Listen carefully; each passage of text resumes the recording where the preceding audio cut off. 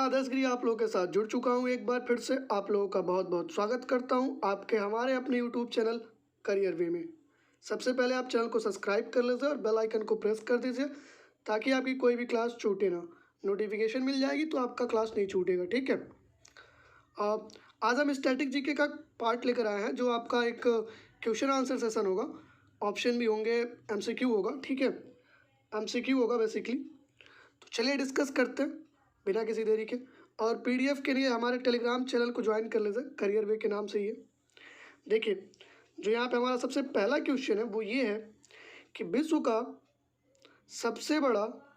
सबसे बड़ा चिड़ियाघर प्रजातियों वाला चिड़ियाघर कौन सा है। सबसे बड़ा चिड़ियाघर जिसमें प्रजातियाँ ज़्यादा हों, ठीक है। तो आपका ऑप्शन है वर्लिन, जूलॉजिकल गार्डन, टोरंटो चिड़ियाघर, बीजिंग चिड़ियाघर, इनमें से कोई नहीं, ठीक है। तो सबसे पहले आपको बता दें कि प्रजातियों वाला चिड़ियाघर जो है, जो आपका आंसर होगा वो होगा जूलॉजिकल गार्डन, ठीक है। और ये जूलॉजिकल गार्डन जो है आपका बर्लिन में, ठीक है। जर्मनी की जो कैपिटल है ना वो है आपकी बर्लिन। तो आपका जूलॉजिकल गार्डन कहाँ पे है? बर्लिन में है। यहाँ पे लगभग जानवरों की 1500 प्रजातियाँ पाई जाती हैं। 1500 प्रजातियाँ पाई जाती हैं और ये 84 एकड़ में है। बहुत बड़ा नहीं है पर प्रजातियों के हिसाब से सबसे बड़ा है, ठीक है। आगे बढ़े, यहाँ तक कोई दिक्कत नहीं होगी। अगला क्वेश्चन देखते हैं। हमारा जो अगला क्वेश्चन है वो पूछ रहा है कि विश्व का सबसे बड़ा हिंदू मंदिर कौन सा है। अक्षरधाम मंदिर, अंकोरवाट मंदिर, श्री रंगनाथ मंदिर और वृंदावन मंदिर। तो जो यहाँ पे सही आंसर होगा आपका वृंदावन मंदिर। तो अभी बन रहा है, अंडर कंस्ट्रक्शन है, बन जाएगा तो ये सबसे बड़ा हो जाएगा, पर ये बना नहीं है, ये मथुरा में बन रहा है, ठीक है। लेकिन जो अभी है वो भारत में नहीं है, वो आपका अंकोरवाट का मंदिर है जो आपका कंबोडिया में है, ठीक है। कंबोडिया में ये हिंदू धर्म का सबसे बड़ा मंदिर है और ये विष्णु जी का मंदिर है, विष्णु देवता को समर्पित है, ठीक है। और यहाँ तक क्लियर हो गया होगा। वृंदावन अभी अंडर कंस्ट्रक्शन है, बन जाएगा तो ये सबसे बड़ा हो जाएगा, पर अभी जो है वो है अंकोरवाट का मंदिर। और इसे आपका यूनेस्को ने भी अपने यूनेस्को हेरिटेज साइट में शामिल किया हुआ है। यहाँ पे बहुत सारे लोग आते हैं विजिट करने के लिए, ठीक है। आगे बढ़ते हैं। विश्व का सबसे ऊंचा ज्वालामुखी का नाम क्या है। विश्व का सबसे ऊंचा ज्वालामुखी का नाम क्या है। ऑप्शन देखिए, Cotopaxi, Lascar, Stromboli, Ojos del Salado. तो यहाँ पे सही आंसर होगा आपका वो कोटोपैक्सी होगा। 5800 मीटर का है, ठीक है। लेकिन जो कोटोपैक्सी इक्वेडोर में, ठीक है। और यही आपका आंसर आया हुआ आयोग की तरफ से, तो आप इसी को लगाएंगे। विश्व का सबसे ऊंचा ज्वालामुखी सक्रिय ज्वालामुखी, ठीक है। विश्व का सबसे ऊंचा ज्वालामुखी सक्रिय ज्वालामुखी जो है आपका कोटोपैक्सी है, ठीक है। डेटा चेक करेंगे तो आपको ओजोस डेल सलाडो मिल जाएगा जो चिली में है, 6800 मीटर का। पर आंसर जो आपको लगाना है वो लगाना है कोटोपैक्सी जो इक्वेडोर में, ठीक है। यहाँ पे एक ऑप्शन और है स्ट्रोम्बोली, चलिए हम इसको भी देख लेते हैं। इसको बोलते हैं भूमध्य सागर का प्रकाश स्तंभ, ठीक है। भूमध्य सागर का प्रकाश स्तंभ, भूमध्य सागर का प्रकाश स्तंभ।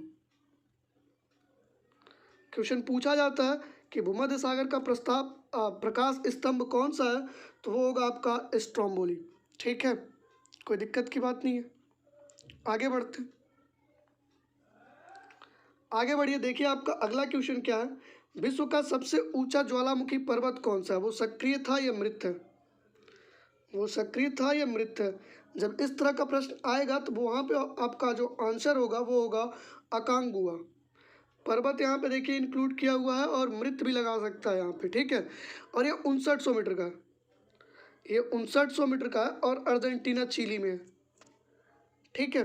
5900 मीटर का। देखिए 3 हमने बता दिए, कोटोपैक्सी 5800 मीटर का, और ओजोस डेल सलाडो 6800 मीटर का, और यहाँ पे अकांगुआ जो पर्वत है वो है 5900 मीटर का, ठीक है। आगे बढ़े। हाँ, किलिमंजारो और माउंट पोपा ये भी आपका है, किलिमंजारो माउंट पोपा। मैं अगर बताऊँ किलिमंजारो कहाँ पे है, तो किलिमंजारो आपका शायद तांजिया में है, और माउंट पोपा आपका म्यांमार में है। माउंट पोपा जो है आपका म्यांमार में है, ठीक है। ये भी आपका ज्वालामुखी है, मृत ज्वालामुखी पर्वत, ठीक है। आगे बढ़ते, विश्व का सबसे छोटा पक्षी कौन है? सबसे छोटा पक्षी, स्मॉलेस्ट बर्ड, बर्ड भाई ये वाला चिड़िया, ठीक है। कौन सी है? ऑस्ट्रिच, शुतुरमुर्ग, ये तो बहुत बड़ा होता है। हमिंग बर्ड हो सकता है, गौरैया और गुनगुना पक्षी। तो जो यहाँ पे सही आंसर होगा वो आपका होगा हमिंग बर्ड। विश्व की जो सबसे छोटी पक्षी है वो हमिंग बर्ड है, लगभग 6 सेंटीमीटर की होती है, 2 से 3 इंच की होती है, 2 से 3 इंच या लगभग कह सकते हैं 6 से 7 सेंटीमीटर, ठीक है। भारत में गुनगुना पक्षी होती है जो सबसे छोटी होती है। आगे बढ़ते हैं, यहाँ तक कोई दिक्कत नहीं होगी आप लोगों की। आगे देखिए, पृथ्वी के केंद्र से दुनिया में उच्चतम मतलब हाईएस्ट पर्वत कौन सा है? देखिए, पृथ्वी के केंद्र से पूछा गया, क्वेश्चन अलग है, ठीक है। ऑप्शन देखिए, चिम्बराजो, माउंट एवरेस्ट, नंदा देवी, इनमें से कोई नहीं। अगर एग्जाम में आएगा ना तो सबसे पहले लोग माउंट एवरेस्ट टिक कर देंगे, पर माउंट एवरेस्ट यहाँ पे सरासर गलत है। जो यहाँ पे सही आंसर है वो होगा आपका चिम्बराजो। अभी मैं बताता हूँ कंसेप्ट क्या है, एक और क्वेश्चन देख लेते हैं, उसके बाद हम बताएंगे कॉन्सेप्ट क्या है। देखिए, विश्व की सबसे ऊंची पर्वत चोटी कौन सी है? यहाँ पे आपका नो डाउट कि एवरेस्ट होगा। अब देखिए, यहाँ पे सागर माथा भी दिया हुआ है, चोमो लुंगमा भी दिया हुआ है, सगर माथा भी दिया हुआ है, चोमो लुंगमा भी दिया हुआ है, माउंट एवरेस्ट भी दिया हुआ है। तो जो यहाँ पे सही आंसर होगा वो होगा ये सभी, क्योंकि माउंट एवरेस्ट का ये तीनों नाम है। आपको याद रखना है कि माउंट एवरेस्ट ही तीनों नाम है, तो यहाँ पे आपका आंसर होगा ये सभी, ठीक है। तो ये कैसे हो सकता है, दो दो मैं कैसे बता रहा हूँ, ये पॉसिबल कैसे है? तो वो देख लीजिए। ये देखिए, ये है आपकी पृथ्वी, गोल है, वृत्त नहीं है, गोल है, पृथ्वी हमारी गोल है, और ये है इसका व्यास, और यहाँ पे होगा इसका केंद्र, ठीक है। तो मैं पूछा था पहला क्वेश्चन कि केंद्र से कौन सबसे ऊंची चोटी है, ठीक है।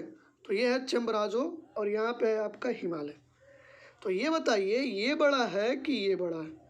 ये रेडियस मत देखिएगा, इनके बीच में 30 डिग्री का गैप है, इनके बीच में 30 डिग्री का गैप है, और ये गोला है ना कि वृत्त है, ठीक है। 30 डिग्री का गैप है, और ये गैप की वजह से ही ये वाला पर्वत बड़ा हो जाता है यहाँ से, और ये वाला यहाँ से छोटा हो जाता है। पृथ्वी से पूछेगा तो आपका ये होगा, लेकिन पृथ्वी के केंद्र से पूछेगा तो चिम्बराजो ये होगा, ठीक है। मुझे लगता है कि समझ में आ गया होगा। चलिए मैं थोड़ा सा और समझा देता हूँ, अगर नहीं समझ में आया हो तो कोई बात नहीं है, देख लीजिए। यह है आपका चिम्बराजो, और यह है आपका एवरेस्ट, ठीक है। चिम्बराजो केंद्र से यहाँ तक है, केंद्र से, और ये वृत्त नहीं है कि ये रेडियस यहाँ बराबर है, ये रेडियस यहाँ, नहीं नहीं, इनके बीच में 30 डिग्री का गैप है, ये 30 डिग्री का गैप है, ठीक है। और ये यहीं तक है, तो बताइए ये बड़ा होगा कि ये बड़ा होगा? तो जाहिर सी बात है ये बड़ा होगा। तो केंद्र से चिम्बराजो बड़ा है, और पृथ्वी तल से अगर बात करें तो ये बड़ा है, ठीक है। यहाँ तक कोई दिक्कत नहीं होगी। आगे बढ़िए, देखते हैं हमारा अगला क्वेश्चन। भारत की सबसे लंबी सहायक नदी कौन सी है? भारत की सबसे लंबी सहायक नदी कौन सी है? सहायक मतलब ट्रिब्यूटरी, ठीक है। ऑप्शन है आपका यमुना नदी, गंगा नदी, अलकनंदा, या इनमें से कोई नहीं। तो जो सही आंसर होगा आपका वो होगा यमुना नदी, सबसे बड़ी सहायक नदी है। यमुना नदी को याजू नदी भी कहते हैं, याजू, क्योंकि ये गंगा के साथ साथ चलती है और ये गंगा की ट्रिब्यूटरी है, ठीक है। गंगा की ट्रिब्यूटरी कौन सी है? यमुना नदी। आंसर आपका सही होगा, यमुना नदी गंगा की सहायक नदी है, और भारत की सबसे लंबी सहायक नदी है। और एक बात साथ में और ध्यान रखिएगा कि यमुना नदी को याजू नदी भी कहते हैं, ठीक है। यहाँ तक कोई दिक्कत नहीं हो रही होगी। अगर मैं आपको यमुना नदी के बारे में बताऊं तो ये निकलती है आपकी यमुनोत्री से। यमुना नदी आपकी निकलती कहाँ से? यमुनोत्री से। यमुनोत्री, यमुनोत्री, और यमुनोत्री कहाँ पे है आपका? उत्तराखंड में। यूके उत्तराखंड में, ये बंदर पूंछ वाला जगह है, बंदर पूंछ की जगह से ये निकलती है, ठीक है। याजू नदी भी कहते हैं, मैंने बता दिया। यमुना की सहायक नदियाँ भी देख लीजिए, यमुना की भी सहायक नदियाँ होती हैं, और वो कौन कौन सी हैं? चंबल है, चंबल है, चंबल है, केन है, बेतवा है, ये यमुना की सहायक नदियाँ हैं। और यमुना भारत की सबसे लंबी सहायक नदी है, किसकी? गंगा की, ठीक है, कोई दिक्कत नहीं है। आगे बढ़ते हैं। सबसे अधिक ऊंचाई वाला युद्ध स्थल कौन सा है? सबसे अधिक ऊंचाई का युद्ध स्थल का नाम क्या है? कौन सा है? सियाचिन का ग्लेशियर, लद्दाख, जम्मू कश्मीर या एलओसी? तो देखिए, हाईएस्ट बैटलफील्ड मैंने कराया हुआ है एक बार, कहीं पे आपका ऑप्शन आया था सियाचिन, तो मैंने बताया था कि हाईएस्ट बैटलफील्ड है पूरी वर्ल्ड का, दुनिया का सबसे बड़ा जो युद्ध स्थल है ऊंचा, वो है सियाचिन का। किसके बीच में युद्ध हुआ था? भारत और पाकिस्तान के बीच में हुआ था। इंडिया वर्सेस पाकिस्तान का लड़ाई हुआ था, ठीक है, पाकिस्तान का। ये हुआ था आपका 1984 में, ये हुआ था आपका 1984 में। इंडिया ने जो ये युद्ध लड़ा था, जो इसका नाम दिया था, वो दिया था ऑपरेशन मेघदूत, ठीक है। सियाचिन से, अब मैं बताऊं, सियाचिन को बोलते हैं थर्ड पोल। दो ही पोल होते हैं, एक उत्तरी पोल, एक दक्षिणी पोल, उत्तरी ध्रुव, दक्षिणी ध्रुव। अगर कभी पूछ लिया जाए कि तीसरी ध्रुव कौन सा है, तो वो होगा आपका सियाचिन ग्लेशियर, ठीक है। आपका आंसर भी यहाँ पे है सियाचिन ग्लेशियर, क्योंकि सबसे ऊंचा युद्ध स्थल है। किसके बीच में लड़ाई हुई थी? इंडिया और पाकिस्तान के बीच में। कब हुई थी? 1984 में। इसको थर्ड पोल भी कहते हैं, मैं लिख देता हूँ, थर्ड पोल, तीसरा ध्रुव, थर्ड पोल, ठीक है। और मैं बता दूँ सियाचिन के बारे में, यहाँ से एक नदी निकलती है, नुब्रा, नुब्रा रिवर, यहीं से ओरिजिनेट होती है, ठीक है। यहाँ पे बहुत डिटेल कर ली, चलिए आगे बढ़ते थोड़ा और। अभी हमारे पास बहुत सारे कंटेंट पड़े हुए हैं जिनको करना है। सबसे ऊंचा झरना भारत का, सबसे ऊंचा वाटरफॉल कौन सा है भारत का? ऑप्शन है एंजल फॉल्स, जोग, गरसोप्पा, महात्मा गांधी जलप्रपात। तो मैं बता दूं यहाँ पे एक चीज़ थोड़ी सी, कि भारत का जो सबसे ऊंचा जलप्रपात है ना, या झरना, वो है आपका जोग, गरसोप्पा और महात्मा गांधी। ये तीनों एक ही नाम है, और ये है कर्नाटक में, कर्नाटक में, ठीक है। ये आपका कर्नाटक में है, और इसकी हाइट जो है वो है 253 मीटर। इसकी जो हाइट है वो है 253 मीटर, कर्नाटक में है, शरावती नदी पे। ये भी बता देता हूँ मैं आपको, शरावती नदी पे, ठीक है, क्लियर हो गया। एंजल फॉल्स यहाँ पे नहीं है, ये तीनों सही है, जोग, गरसोप्पा और महात्मा गांधी, ठीक, कर्नाटक में है, इसकी ऊंचाई 253 मीटर है, और ये शरावती नदी पे है, क्लियर है। आगे बढ़े, देखिए, सबसे बड़ा प्राकृतिक बंदरगाह कौन सा है? बंदरगाह मतलब होता है आपका पोर्ट, सबसे बड़ा पोर्ट और नेचुरल, प्रकृति वाला। तो जो ऑप्शन सही होगा वो होगा आपका मुंबई, ठीक है। आगे बढ़ते हैं। अब देखिए, मैंने फिजिक्स का भी क्वेश्चन आंसर कुछ एमसीक्यू यहाँ पे लाए हुए हैं, और मैं ये पहले करा चुका हूँ, ठीक है, पहले करा चुका हूँ, लेकिन टॉपिक वाइज कराया हूँ। यहाँ पे देखिए खोज का प्रश्न है, तो देखते हैं क्या है। मैं पहले करा चुका हूँ, अब टॉपिक जाके देख लीजिए, आविष्कार और आविष्कारक वाले में, ठीक है, आपको मिल जाएगा। मैं रिवीजन के लिए यहाँ पे ये इनको इंक्लूड किया हुआ हूँ। देखिए ज़रा, पहला क्वेश्चन है आपका, सौर प्रणाली की खोज किसने की थी? सौर प्रणाली का मतलब मैंने बताया था सोलर सिस्टम, और सोलर सिस्टम का जो डिस्कवरी है, खोज है, वो किया था केपलर ने, ठीक है, वो किया था आपका केपलर ने। आगे बढ़िए। देखिए, साथ में एक चीज़ और बता दूं आपको, कि आप कभी कभी पढ़ेंगे सौर प्रणाली की जो खोज है वो निकोलस कॉपरनिकस ने की है, ठीक है, ठीक है, कोई बात नहीं, ये बात सही है कि ये पहले व्यक्ति हैं जिन्होंने सूर्य के इर्द गिर्द परिक्रमण की बात बताई थी, ठीक है। लेकिन जो श्रेय दिया जाता है ना, वो केपलर को दिया जाता है, क्योंकि इन्होंने ही बताया था कि जो सूर्य है वो केंद्र में है, ठीक है, सौर मंडल का जो केंद्र है वो सूर्य है। आप इनका नाम पढ़ेंगे, कहीं ना कहीं मिलेगा आपको साथ में, लेकिन जो वर्तमान स्वरूप है वो है केपलर का, ठीक है। कभी कभी क्या होता है, मैं ऑप्शन डील करता हूँ और चला जाता हूँ, और बहुत सारी बातें दिमाग में चल रही होती हैं एक साथ, तो निकल जाती हैं। तो आप याद रखिएगा, अगर कभी पूछा जाए दूसरे तरीके से क्वेश्चन बना के, कि सबसे पहले आदमी जिन्होंने सौर प्रणाली के ऊपर काम किया तो वो है कोपरनिकस, ठीक है। लेकिन खोज किसने की है, तो जो वर्तमान स्वरूप है वो केपलर ने दिया। इन्होंने ही बताया था कि जो सौरमंडल का केंद्र है वो सूर्य है, जो सौरमंडल का केंद्र है वो सूर्य है, इसीलिए इनको ही माना जाता है। आप हमेशा ध्यान रखिएगा। सेकंड लोलक, लोलक का मतलब होता है आपका पेंडुलम, कि काल अवधि क्या है, मतलब टाइम पीरियड। सेकंड पेंडुलम का टाइम पीरियड क्या है, टाइम पीरियड पूछा जा रहा है आपसे। तो जो सेकंड पेंडुलम का टाइम पीरियड है 1 सेकंड है, 2 सेकंड है, 0.5 सेकंड है या 1.5 सेकंड है। तो इससे पहले मैं कराया नहीं हूँ तो ये बता देता हूँ आपको। जो यहाँ पे सेकंड पेंडुलम का आंसर होगा वो होगा 2 सेकंड, ठीक है, सेकंड सेकंड, ठीक है। आगे बढ़े, आगे देखिए, सूखी बर्फ क्या है। सूखी बर्फ मतलब ड्राई आइस, सूखी बर्फ को आप लोग कई बार नाम सुनेंगे ड्राई आइस, ठीक है। ये क्या है, बिना पानी की ठोस बर्फ, बेंजोनोइक एसिड, ग्लेशियल एसिटिक एसिड और ठोस कार्बन डाइऑक्साइड। तो जो यहाँ पे सही आंसर होगा वो होगा आपका ठोस कार्बन डाइऑक्साइड, ठीक है, CO2। क्लियर है। अब कुछ लोग के दिमाग में चल रहा होगा D2O। तो D2O क्या है, D2O, this one is heavy water, ठीक है, ये भारी जल है, ना कि आपका ड्राई आइस, ठीक। तो याद रखिएगा, जो आपका ये सूखा बर्फ है ना वो फूड प्रिजर्वेशन में काम आता है, खाना को सुरक्षित करने के लिए काम में आता है, और ये कूलिंग एजेंट है, मतलब ठंडा करने वाला, ठीक है, कूलिंग एजेंट है, ठंडा करने वाला, और ये फूड खाना को सुरक्षित करने के लिए काम में आता है। याद रहेगा, यहाँ तक कोई दिक्कत नहीं है शायद, मुझे लगता। तो आगे बढ़ते हैं, देखते हैं हमारा अगला क्या है। ऑटो हॉर्न मैंने करा रखी है, आविष्कार वाले में नहीं पता है तो जाके एक बार दोबारा जरूर देखिए। ऑटो हॉर्न किस आविष्कार के लिए प्रसिद्ध है, वो होगा आपका एटम बम, ठीक है। ऑटो हॉर्न आपका किसके लिए प्रसिद्ध है, तो वो होगा आपका एटम बम। क्लियर है, आगे बढ़ते हैं।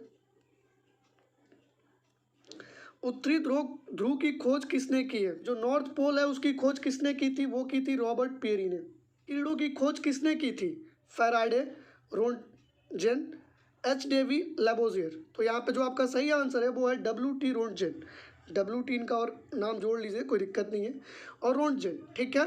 और यहाँ पे जो लैबोजियर है फादर ऑफ केमिस्ट्री हैं, ठीक है, फादर ऑफ केमिस्ट्री कौन है, लैबोजियर है। फैराडे को, माइकल फैराडे को आप लोग जानते हैं, इन्होंने बहुत सारे इलेक्ट्रिकल फील्ड में काम किया है, ठीक है। तो एक्स किरणों की खोज WT रोंटजेन, ठीक है, बार बार पूछा जाता है पेपर में। टेलीफोन का आविष्कार किसने किया था, तो जो यहाँ पे सही आंसर होगा आपका वो होगा अलेक्जेंडर ग्राहम बेल। टेलीफोन के आविष्कारक कौन है, अलेक्जेंडर ग्राहम बेल, ठीक है।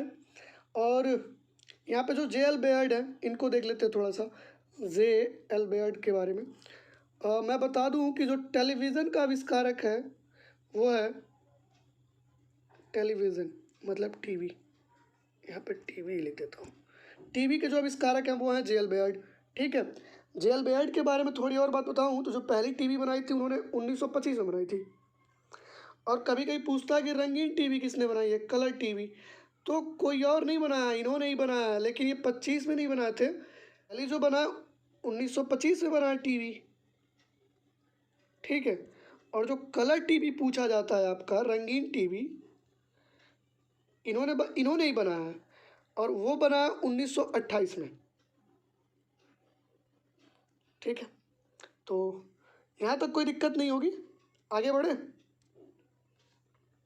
आगे क्वेश्चन ऑफ द डे, जो आपका क्वेश्चन है वो है, विश्व की सबसे बड़ी नहर कौन सी है, विश्व की सबसे बड़ी नहर कौन सी है, ठीक है।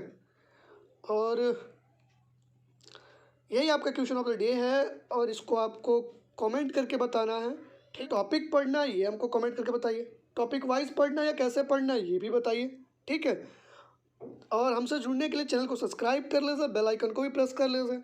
PDF के लिए टेलीग्राम ज्वाइन कर लीजिए, वहाँ पे सारी जो PDF है मैं डलवा देता हूँ या डाल देता हूँ खुद, ठीक है।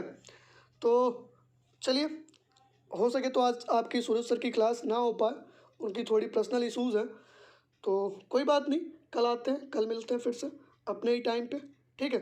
तब तक ख्याल रखिए, बाय बाय, टेक केयर।